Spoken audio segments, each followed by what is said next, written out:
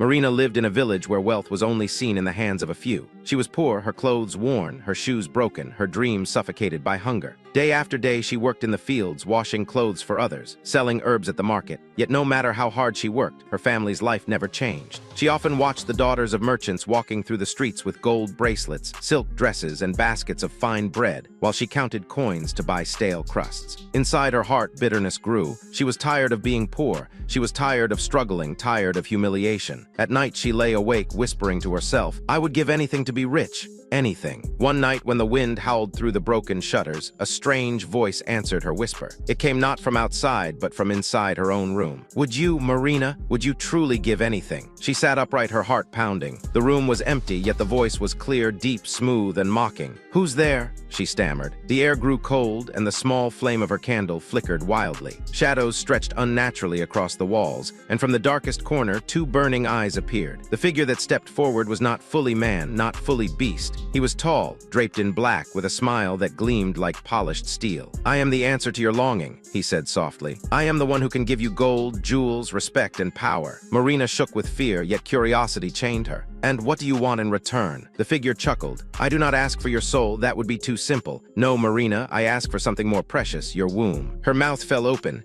"My womb." "Yes," the figure whispered, drawing closer. "The place where life begins. You will never bear a child of your own, never know a mother's love. Instead, your womb will belong to me, and in return, I will fill your hands with riches so vast the world will bow before you." Marina's head spun. She had always dreamed of children, yet she also dreamed of escaping her poverty. She thought of her father's broken back from years of work, her mother's thin hands trembling from hunger, her own shame when people mocked her tattered clothes. Gold glittered in her mind. "Why me?" she asked, her voice weak. The figure's smile widened. "Because you are desperate. Desperation is the sweetest key to open doors." Her heart battled itself. One side screamed, "Don't do it. This is evil." But the other whispered, "Think of the life you could live. Think of the power. Think of never being poor again." Finally, trembling, she whispered, "I agree." The figure stepped closer, and with one cold finger, he touched her stomach. Instantly, pain shot through her, and she fell to the floor, gasping. Her womb burned like fire, yet her hands grew heavy, not with pain, but with coins. Golden coins spilled across the floor, shimmering in the dim light. "Your bargain is sealed," the figure said, his voice echoing like thunder. "Riches are yours, but remember you gave away more than you know." With that, he vanished into the shadows, leaving only the faint smell of smoke. Marina lay trembling on the ground, clutching the coins. Tears streamed down her face, tears of fear, but also of greed. She gathered the gold quickly, hiding it beneath her bed. The next morning, she walked through the market in a fine dress she had bought from a merchant, her head held high. The same people who once mocked her now whispered in awe, "Is that Marina? She looks like a queen." Everywhere she went, doors opened. People who had once ignored her now bowed, eager to please her. Marina's family was fed, her house repaired, her name spoken with envy. At last, she had what she wanted. But deep inside, whenever she saw a mother cradling her child, a sharp ache pierced her. She tried to silence it with jewels, with silks, with feasts. She told herself, "This is better. I am powerful. I am rich." Yet late at night, when the wind howled and shadows flickered, she remembered the burning touch on her womb. And though she was covered in wealth, she could not silence the whisper of doubt. Because deep in her heart, she knew she had given something that no gold could ever replace. Marina's rise to wealth was fast, almost unnatural. Within weeks, her house, once crumbling and damp, gleamed with polished wood and fine curtains. Servants came to her door, eager to work for her generous pay. Merchants competed for her attention, offering silks and spices. Men who had once mocked her for her torn shoes now begged to be near her, praising her beauty and wealth. She lived in luxury, dressing in velvet and jewels, eating roasted meats and sweet cakes every day. At night, she lay on feather beds, her fingers heavy with gold rings. Everywhere she went, people whispered her name with admiration. But the shadow of her bargain followed closely. At first, she ignored it, but strange things began to happen. Candles in her house blew out on their own. Mirrors showed her reflection smiling even when she was not. Sometimes, when she touched her stomach, a cold emptiness spread through her body, as if reminding her what she had given away. One night at a grand feast she held for wealthy guests, the laughter and music were interrupted by a scream. A servant girl had dropped a tray, her face pale. She pointed to the window. There, eyes watching from the dark. When they rushed to look, nothing was there, only the shadows of trees swaying in the night. Marina laughed to calm the room, but inside her heart pounded. She knew those eyes. She had seen them on the night of the bargain. The whispers in the village began to change. At first, people admired her wealth, but soon they asked questions. How did she rise so quickly? No woman gains riches overnight without some dark help. She is cursed, I tell you. Some crossed themselves when she passed. Mothers pulled their children close. Priests muttered warnings in their sermons about the dangers of greed and deals with darkness. Marina pretended not to hear. She bought more jewels, built a bigger house, gave gifts to silence gossip. Yet the fear in people's eyes grew. One morning, while walking in the market, she saw a woman rocking a baby. The child's soft laughter filled the air. Marina stopped, her throat tightening. For the first time, she noticed how empty her arms felt. She had gold, she had power, but she had no child, no legacy, no future beyond her riches. She returned home in silence. That night she whispered into the dark, "I regret this. I want my womb back. Take the gold, take it all." The shadows in the corners of the room shifted, and the same deep voice answered, mocking her. "Regret? So soon? Riches still shine in your hands, Marina. Why throw them away?" Her body trembled. "Because I want a child. I want a family. What is the point of all this if I cannot give life?" The voice laughed, chilling her to the bone. "You traded your womb. Life is no longer yours to give. The contract is sealed." She fell to her knees, weeping. "Please undo it." But the shadows only whispered, "You cannot undo what you willingly gave." After that night, the hauntings grew stronger. She heard crying in the halls, an infant's wail, though no child lived in her house. She awoke to tiny handprints pressed on her window from the inside. In the mornings, she found her fine gowns torn, her jewels scattered, her mirrors cracked. Fear clung to her like a second skin. Servants began to quit, saying the house was cursed. Guests stopped coming, afraid of whispers in the dark. Her riches, once a source of pride, became a prison. One evening, she sat alone at her banquet table. The plates were full, but she could not eat. She stared at the golden coins piled on the table. They no longer shone with beauty. Instead, each coin seemed stained with shadow. She whispered bitterly, "I gave everything for this, and I am still empty." As if answering her thought, a cold wind blew through the house, extinguishing every candle. In the silence, she heard the voice again. "You thought wealth would heal your hunger, but hunger never ends, Marina. It only grows. And now you will learn what it means to be rich yet barren, powerful yet powerless, full yet hollow." The darkness pressed against her walls, and she realized too late. The bargain was not only about gold. It was about chains she had locked onto herself with her own desperate choice. The villagers began to avoid Marina's house completely. At first, people still came to admire her jewels or buy her gifts, but soon they stopped knocking at her door. Children whispered that her mansion was haunted. Old women said they saw shadows moving behind her windows at night, even when no lamps were lit. Merchants crossed the street rather than meet her eyes. Her wealth, once her shield, had turned into a curse. Inside the grand walls of her home, Marina felt the weight of her bargain heavier every day. The sound of footsteps followed her down hallways, though no one was there. She heard crying in her room at night, not the cry of an infant now, but the deep, bitter sob of a woman. Sometimes she awoke with scratches on her arms, long and red, as though invisible hands had dragged their nails across her skin while she slept. She tried to ignore it. She buried herself in banquets, buying more, eating more, drinking more. But no matter how much she consumed, emptiness remained. Her servants grew terrified. One by one they left, claiming they saw pale figures in the mirrors or heard Marina talking to voices that weren't there. By the end of the month, only one old maid remained, trembling as she served Marina food. Even she muttered about leaving soon. And then the visions began. One evening, Marina sat at her vanity, admiring the necklaces draped around her neck. For a moment, her reflection smiled back proudly. But then, to her horror, the reflection reached down, pressed a hand to her belly, and laughed cruelly. Marina touched her own stomach, but in the mirror, her reflection's womb swelled unnaturally, growing larger and larger until the glass cracked. The mirror shattered across the floor, and her jewels scattered with it. She screamed and stumbled back. The old maid ran in, saw the glass, and whispered, "It's the devil's work, mistress. You've angered God." Marina slapped her in desperation. "Be silent," she cried, but her hands shook after because she knew it was true. The next day she tried to go to church, hoping for some comfort. But when she walked through the doors, every candle in the chapel went out at once. The priest, pale and trembling, ordered her to leave. "This house is holy," he said. "You are not welcome here. You carry darkness with you." Humiliation burned her cheeks. The villagers outside watched as she was thrown from the church, and whispers spread like fire. "She is cursed. She made a pact." Marina returned home and locked herself inside. Days turned into weeks. The food rotted on her tables because she could not eat. Her silks gathered dust because she no longer cared to dress. The laughter of the past was replaced by silence, broken only by the sound of crying babies echoing in her halls. One night, unable to take the torment,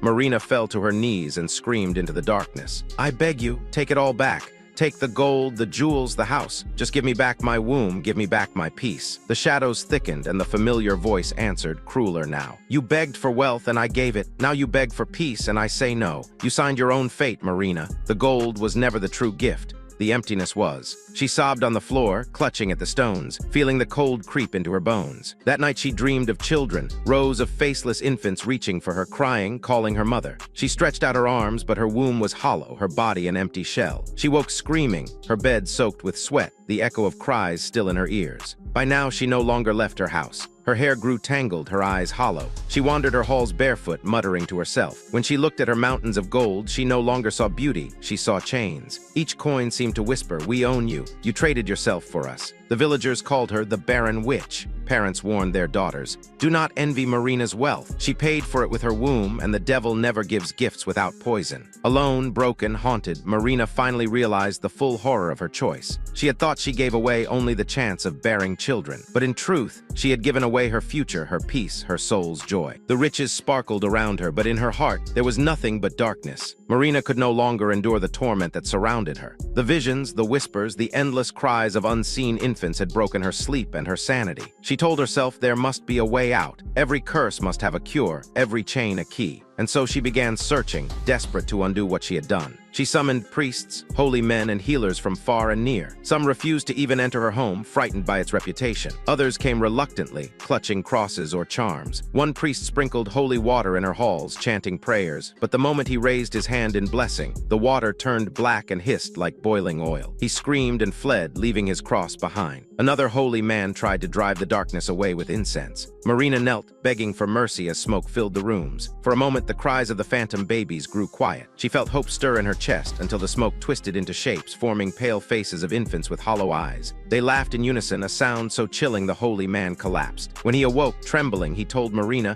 "There is no cure for you. You gave away what only God should hold. You are marked." Then he too fled. Still, Marina refused to give up. She paid fortune tellers, witches, and old wise women to give her charms. They tied red strings around her wrists, burned herbs under her bed, and whispered spells to restore her womb. But each charm crumbled to ash, each spell ended in screams. One witch, older than all the rest, dared to stay longer than most. She looked at Marina with pity and said, "Child, you thought you sold your womb, but do you not see? You sold your destiny. The devil does not trade small things. He takes what defines you. Unless you give him something greater, he will never release you." Marina's blood ran cold. Greater? What could be greater than a womb? The witch's eyes darkened. "Your soul." The words hung in the air like thunder. Marina shook her head violently. "No, I will not give that. I only want what is mine returned." But the witch sighed. "Then you are lost. He will never let go." She vanished into the night, leaving Marina alone with her trembling hands. Days passed and Marina grew weaker. She stopped eating, stopped dressing herself in silks. Her jewels lay scattered across the floor, gathering dust. All that remained of her strength was the fire of regret. She cursed herself for the night she had whispered her desperation into the dark. Yet still she tried. She spent hours on her knees in her once grand dining hall praying. "God, forgive me. God, please undo this." She cried until her throat bled. But the heavens were silent. Only the familiar mocking voice answered her. "Do you think God listens to bargains broken? You chose me, Marina. You turned your face from him, and now you are mine." Her body shook with fury and grief. She smashed her golden goblets, tore down her curtains, and threw her rings into the fire. "I don't want them,"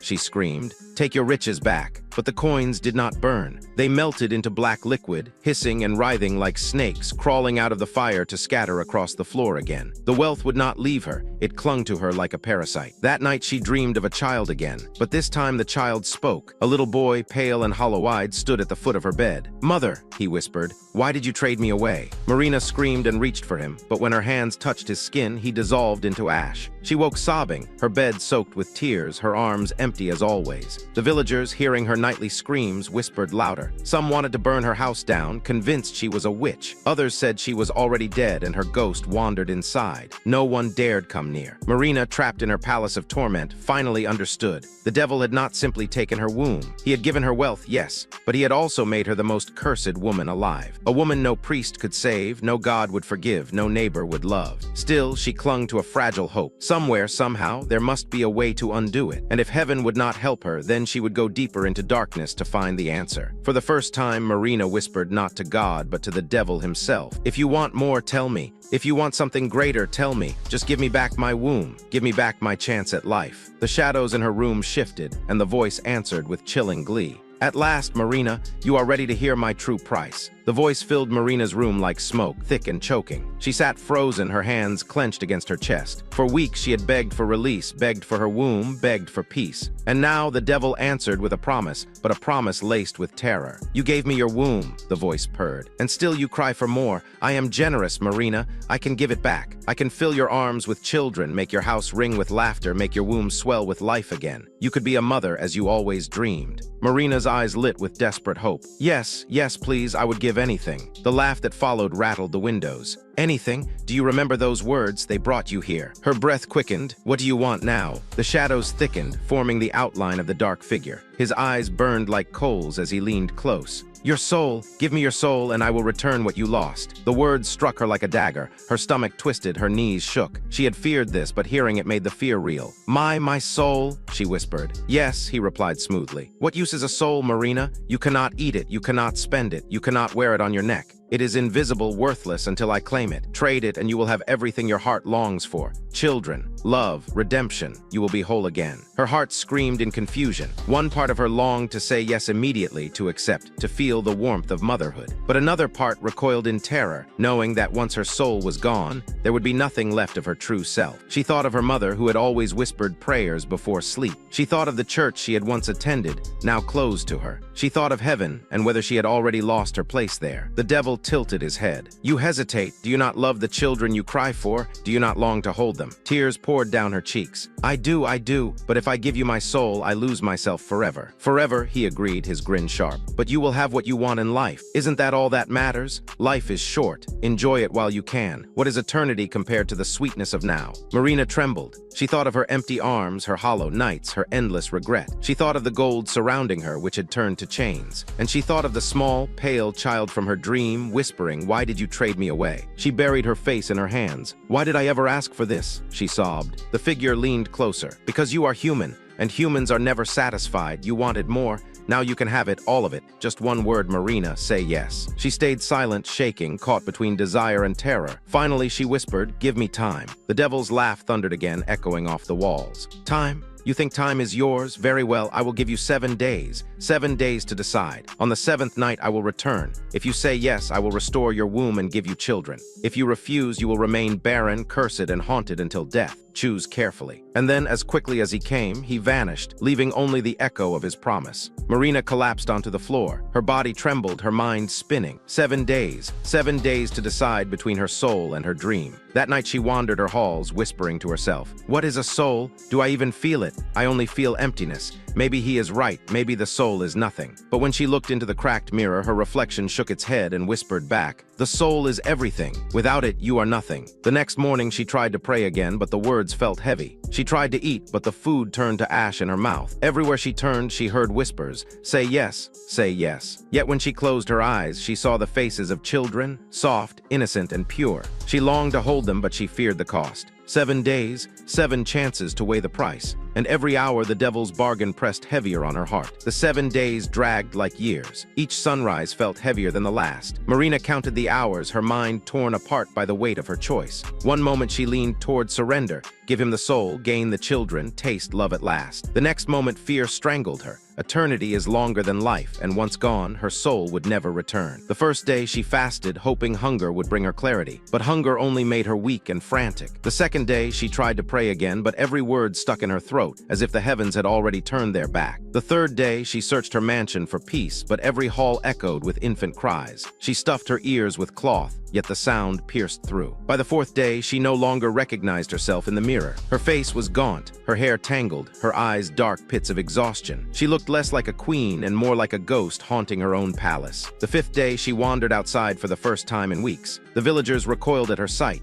Some spat on the ground. Children hid behind their mothers. "There goes the barren witch," one man muttered. Marina's heart cracked. Even if she kept her soul, her reputation was already ruined. By the 6th day, she could no longer sleep. Shadows danced on her walls, whispering her name. Hands tugged at her hair, invisible yet strong. She felt her womb ache, a hollow pain, as if mocking her loss. And then the 7th night came. The wind howled through the cracks of her house. The candles refused to stay lit, snuffed out by unseen breath. Marina stood in the center of her hall, trembling, clutching a cross she had found buried in her drawers. Her hands shook so hard she could barely hold it. The clock struck midnight, and the shadows thickened until the room was drowning in black. From the darkness, the figure emerged, taller, more terrible than ever. His eyes burned, his smile cut like a blade. "It is time, Marina," he said smoothly. "Your 7 days are gone. What is your choice?" Her throat felt dry, her voice trembling. "If I say yes, you will give me my womb, you will give me children." He nodded. "Yes, you will be a mother. You will hold them in your arms. You will laugh and smile as though your curse never existed. All you must do is surrender your soul." Tears ran down her face. She gripped the cross tighter. "And if I say no?" His smile widened. "Then you will keep your soul, but you will remain barren. The cries will haunt you until death. You will die alone, surrounded by gold and silence, cursed forever." Her knees buckled. She fell to the floor, sobbing. "Why did I ever whisper to you? Why did I ever want more?" The figure leaned closer, his breath cold on her cheek. "Because you are human, and humans always want more." She stared at the cross in her hand. It felt heavy, powerless. She lifted her head, meeting his burning eyes. For a long moment, silence filled the hall, broken only by the storm outside. Finally, Marina whispered, "I cannot give you my soul." The figure froze. His smile faltered, then twisted into fury. "You refuse me." She sobbed, but her voice was steady. "Yes, take the gold, take everything, but my soul is mine, I will not give it." The devil roared, the walls shaking, the ground splitting beneath her. "Then suffer, Marina. Suffer until death claims you. You chose your soul, but you chose misery with it." The shadows erupted, swirling around her, tearing her silks, slashing her skin with invisible claws. She screamed as the storm of darkness consumed her. When it faded, she lay broken on the floor, bleeding but still alive. The figure was gone. Her mansion collapsed into silence. The next morning, villagers found Marina lying among her gold. Her body was frail, her eyes hollow, her breath shallow. She clutched the cross to her chest. They whispered that she had fought the devil and barely survived. Others said she was already half dead, living only because her soul had not yet been claimed. Marina lived the rest of her days in solitude. Her wealth turned to rust and rot. She had no children, no love, no legacy. But she kept her soul, clinging to it as her only treasure. And when she finally died, the villagers buried her far from the others, fearing her cursed life. Yet some say that on stormy nights, you can hear her voice in the wind, whispering to anyone desperate enough to listen. Be careful what you wish for. The devil always takes more than he gives.